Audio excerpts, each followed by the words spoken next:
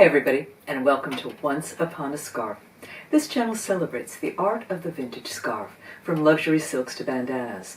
Here we zoom in close to the wonderful stories they tell.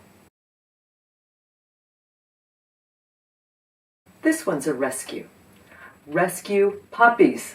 At this channel, usually it's glam, usually it's luxurious, but I thought today you would enjoy snuggling up with some truly irresistible pups. Even though it's around 70 years old, it still has the power to melt my cold, cold heart. Stay tuned to get the whole story on where it came from, who might have worn it, and why. I'm the author of 2 classic books on vintage fashion, Secondhand Chic and It's Vintage Darling. I'm a huge fan of the luxury, affordability, and in this case, doggone cuteness of great vintage scarves. I'm so happy to share what I know with you. So let's try to get a leash on the subject. I reckon there are 3 main categories of vintage dog scarves. The first is ye old hunting theme, be it fox hunts or bird dogging or something else in field and stream. There are approximately 10 zillion vintage scarves in this genre. I'm not going to dwell on them because here the dogs are less about style and more about status. They say something along the lines of, I'm posh enough or aspirational enough to take an interest in country sport and to know when it's duck season. So we'll turn our attentions to the next doggy scarf category, which is so much more interesting. Poodles. Oh my God, the poodles!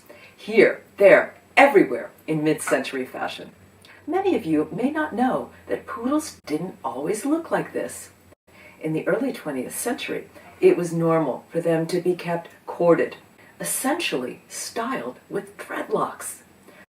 Note to poodle owners, the pupper doesn't have to look like this. The continental cut, with the poofs and boofs and pom-poms. The intensive grooming is what turned the poodle into a fashion icon, helped by the fact that it was associated with France, which after World War II was the fashion capital of the world. Like 1950s couturier ensemble, poodles are nipped in and curvy at the same time. The bombshell of dogs, and almost always with the snout in the air. No wonder so many women found a spirit animal in their sophisticated, high-maintenance good looks. So, poodle scarves became a mid-century meme. This one's a classic, an avatar of feminine style. And then we come to the third kind of vintage doggy scarf, which compared to the first 2 is a rare breed. This type shows lovingly depicted dogs, either as a solo pedigree or as a motley group of good chums. The artwork involved shows varying degrees of talent. And these scarves signal what? Well, let's compare and contrast. It's easy to say what a cat scarf demonstrates, especially a big cat scarf. It demonstrates, watch out, a predator, famously of the cougar species, is on the hunt.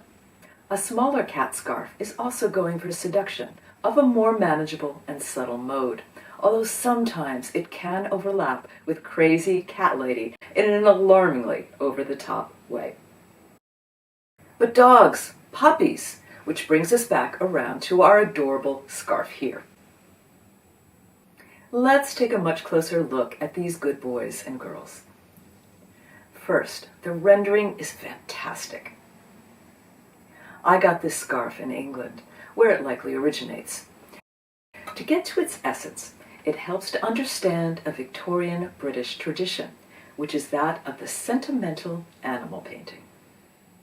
I won't go full art history on you here, but these works relate less to the stodgier side of museums and galleries, and more to plucking popular heartstrings, the kinds of artworks that got reproduced in picture books and on postcards and tea towels and tins of shortbread cookies.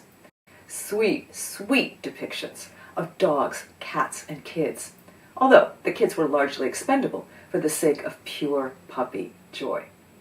There are several 20th century British artists specializing in animal and especially dog painting. Happily, quite a few were women. One who deserves mention is Lucy Dawson, who first achieved fame for painting the very first royal corgi, the beloved pet of future Queen Elizabeth. This dog's name was Doggy. I kid you not. So, Lucy Dawson is a good possibility as the artist behind this scarf, but a better one may be Mabel Gear, who also was a master, and no slouch when it came to kittens. This kitten here is hers, and here's the one on my scarf. Did I mention there was a kitten? As the Brits say, they seem to be much of a muchness. Full disclosure, I can't say for sure who the artist is with this scarf. It's unsigned. It's a mystery. But it has been a delight trying to find out. Back to the main question. Why puppies?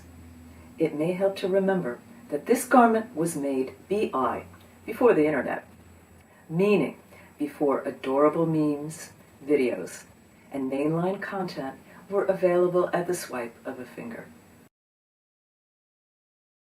If somebody wanted to call down the cute, they had to have a physical object, like a postcard, or a picture book, or a scarf, or an actual dog, who might not have been as precious as one might have hoped upon reaching maturity.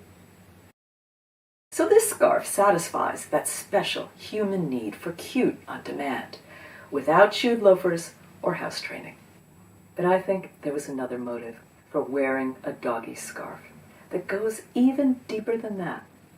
When life was dreary, when you wanted a little pick-me-up and reminder of all the world's goodness, all you had to do was whip this baby off and stare deep into those adorable eyes. This, honored viewers, is an emotional support accessory, faithfully bringing beauty and good cheer and reminding us that you can't even spell scarf without ARF. I repeat, ARF. And that's today's scarf story. I hope you enjoyed it. Please press the usual buttons to see more.